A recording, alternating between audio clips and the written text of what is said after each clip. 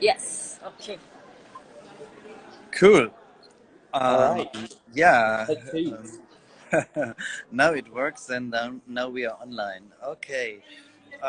This is Harald speaking from Eulengasse at Supermarket Art Fair 22 in Stockholm, Sweden, and I'm talking to Joe Rowley from Ephemeral. And yeah, I'd like to ask you.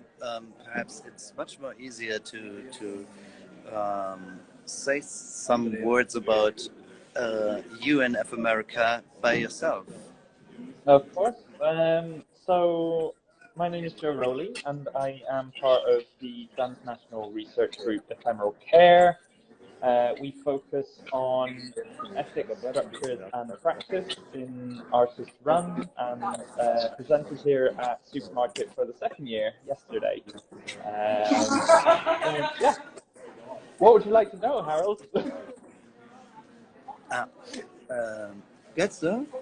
I do ask my. Could you please open this room for me? Okay. Yeah. Yeah, I did prepare this room. I did prepare some questions, but as my connection here to my iPhone is so bad, I have to change room so that I can focus much more. Yeah, you are an artist run um, space, but not space. Um, because you don't have a physical space, as you told me, but you're much more into research and yeah, perhaps some words about that. Sure. So we are an artist-run project to an extent, though actually don't really have any artists involved. Technically, we have a whole range of different kind of research backgrounds. My background is in art making, but also in curation. We also have another two with backgrounds in art and curation, one who is in environmental policy with a special focus on water management, and another who is a academic focusing on critical whiteness studies. We also have some additional research group members who are going to be coming in the next couple of weeks as well, which will extend our plethora of research areas even more, I think. But you're completely right. We don't have a physical space. We have our website, which is where we kind of collate all of the research that we produce, and we publish text on there. We run various projects.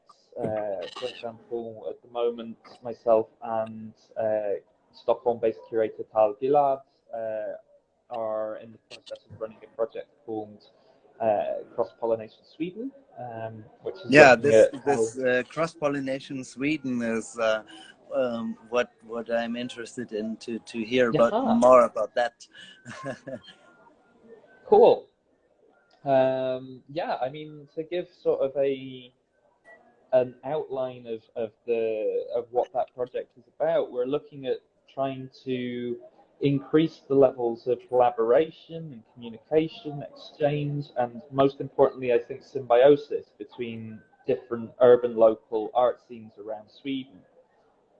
Sweden's a huge geographical area with quite a small population comparatively. The population of Sweden is smaller than the population of London, to put it into some kind of context, but it's spread out over an area which is about 6 times the size of Great Britain or something ridiculous. Um, so within that, there is, of course, the issue of the physical distance, but there is also a issue from how we perceive it of a kind of mental distance between the different art scenes, just in terms of understanding what's going on in different parts of the country and trying to connect with other cultural professionals around the country can be quite difficult sometimes.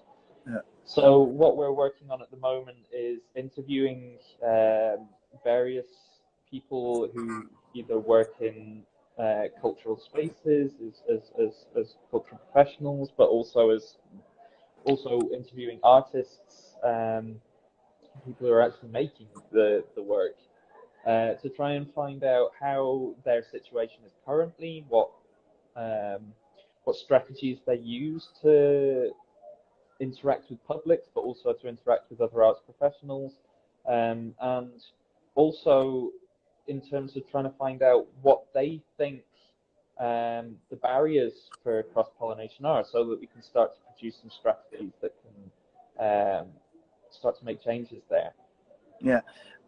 Do you use such techniques like questionnaires or metrics or something like that that you can evaluate after having interviewed several artisan spaces in all over Sweden, to have such a comparative metrics for that, or is it much more individual interviews and Yeah, I mean it's much more individual in the interviews in terms of we have two kinds of structures that we've worked with so far. We've had quite long form interviews, which we were working with mostly whilst in residency in Stockholm over the winter at the NKF Gästatelier.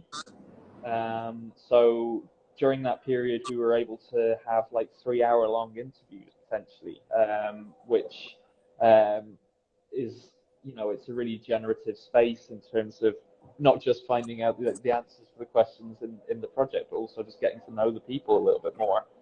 But then we also in April ran an event as part of our residency. We didn't do the event part in the winter because everyone was on holiday for Christmas. So I did it in April instead. So this event was called Crosspollination Bureau, and we kind of set up like an office space where people were either invited to come in, or we had like an open booking system as well, so you could just book a 45-minute slot to come and talk to myself and Tal, which obviously kind of put a little bit more pressure on us to like find the right questions almost. But then in terms of recording that, we've used the same methodology in both formats. So I work with writing short form like reports, which kind of track what happens, and then Tal is producing these mind maps, which are mapping out how the conversation moves in a slightly different way. So we have both of these resources, and then are kind of pushing forward in quite a qualitative focused research method, in terms of kind of making a comparison between those mind maps and between the reports to map out where commonalities are between various different cultural professionals, instead of having sort of like a set of rigid questions, which might in some ways mean that we have a more standardized result, but I think also takes away the possibility for us to kind of extend the conversation in different ways, and extend the conversation in ways that feel more generative for the project. I'm asking that because this program that you are running, this pollination of Sweden, is a quite similar research for artisan spaces in Sweden, like Jasmin Glab from Kunsthalle Klein Basel in Switzerland did with the Swiss artist-run spaces some years ago. And then after that research that she prepared about the Swiss art scene, independent art scene, she invited the directors here from Supermarket, Alice, Andreas, and the other guy to come to Switzerland to see some of these, and then they made last year they made this big Swiss plot event on Supermarket 21. I think you joined this too also, and I think it could be in this direction, or isn't it? I mean, we're hesitant to say what direction it's going in at the moment. I mean, we're still very much in a phase of the project where we're trying to map out what the problems are before we start trying to suggest solutions. Also, I mean, we've only interviewed people in Stockholm so far, which obviously is not particularly conducive to an overall picture of what's going on in the country. So we want to make sure that we do similar events and similar interview engagements around the rest of Sweden, right from way up north to right down south. So it's hard for me to kind of say if we're going to do like a Swiss embassy project as happened here with Supermarket last year and with the publication. I mean, we would love to get to a position where we can suggest some actual changes and some actual resources which can support artist run as a whole sector in Sweden. But I mean, I don't know what shape they're going to take yet, basically. It's hard to just sort of like pull that out of thin air, I think. So, yeah, I mean, we have certain tenets within what the project is that stop us from focusing on certain things. I mean, I know one thing that came up a lot last year with the Swiss group was issues of funding across the various cantons. But also how funding works at a national level. With Cross-Pollination Sweden, we're really not interested in tackling the funding problem. We know that there's funding problems. Like, we know that all art spaces and all artists want more money. Like,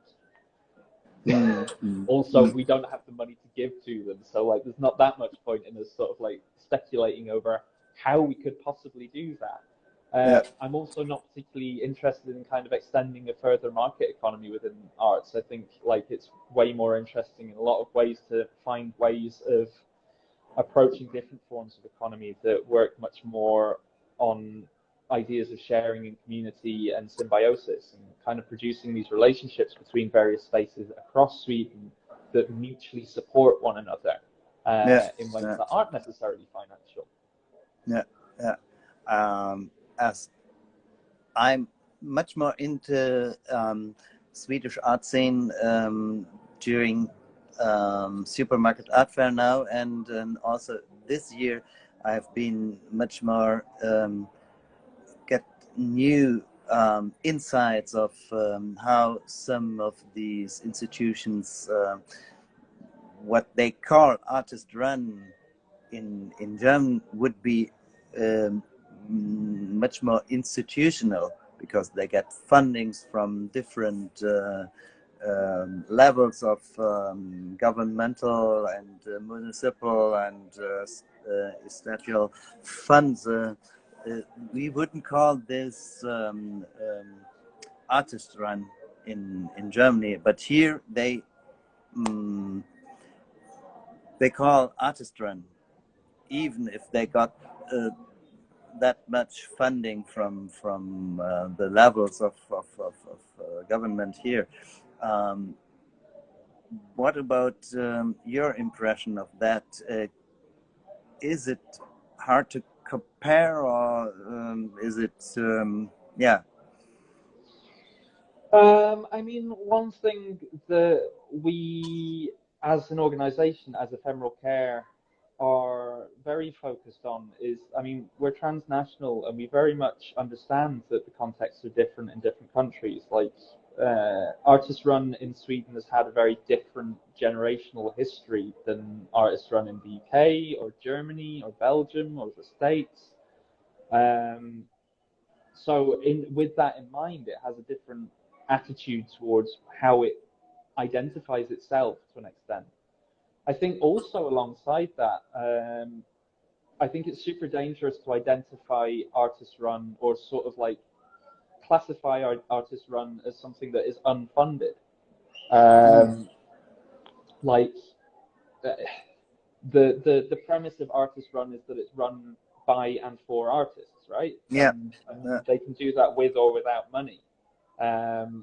It just so happens that here in Sweden there is a lot more, or historically there has been a lot more money kind of swilling around for the sector than is comparable to most other places in Europe or definitely the United States, for example, where like this just isn't a thing. So it's difficult to say. I mean, I understand exactly what you mean, and like I have a similar kind of relationship to Swedish artist run in contrast to British artist run in terms of sort of like it's just a completely different world. And Yeah. it was a real culture shock. But at the same time, there are definitely lessons to be learned from the Swedish model.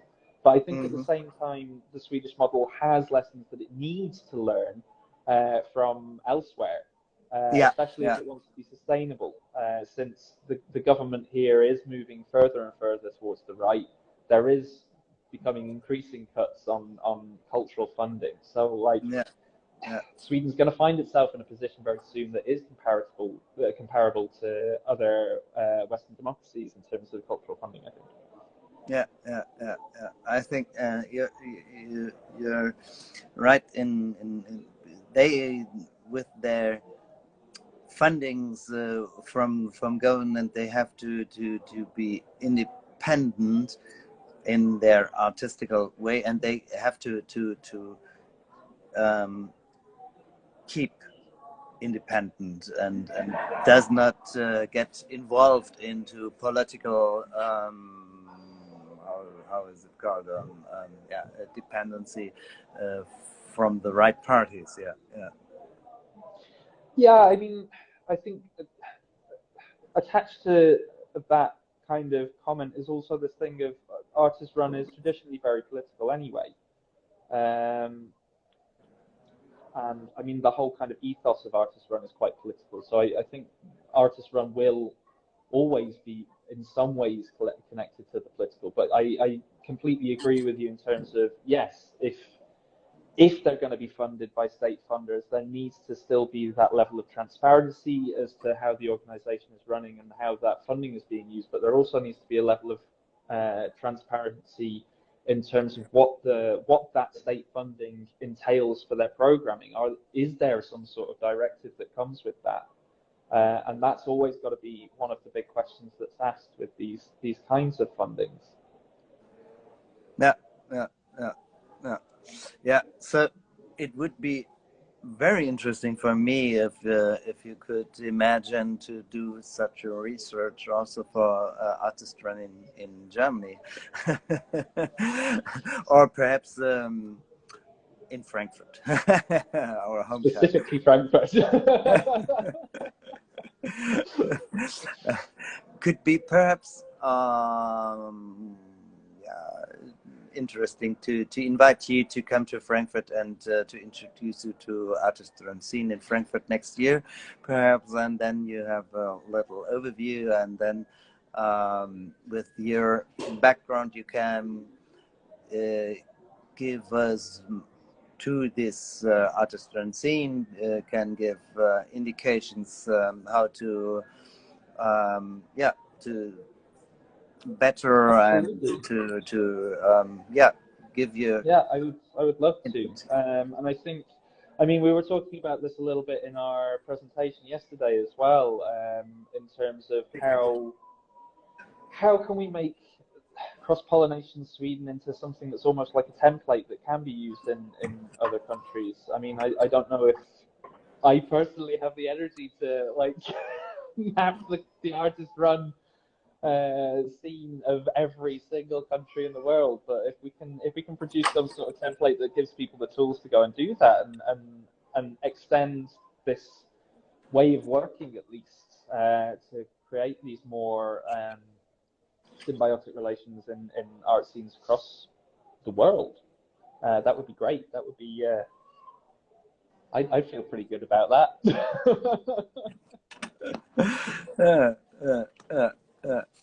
Yeah. So I did not follow my questions of my questionnaire for this interview, but yeah, I think we had a nice talk and interesting aspects of your work, what you are doing. Perhaps our listeners and watchers did understand 5% of what you are doing. This is have been great. We can only hope.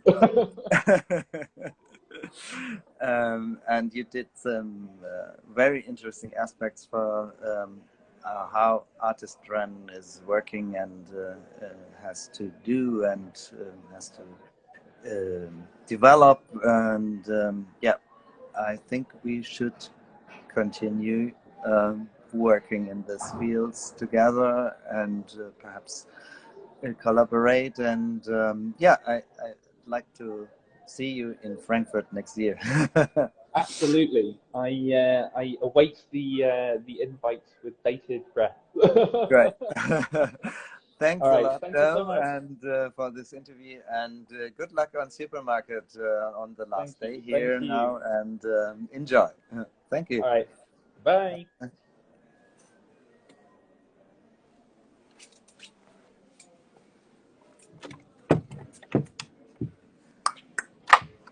So, was muss ich jetzt tun? So, jetzt Here? Ende. Yes. And Jetzt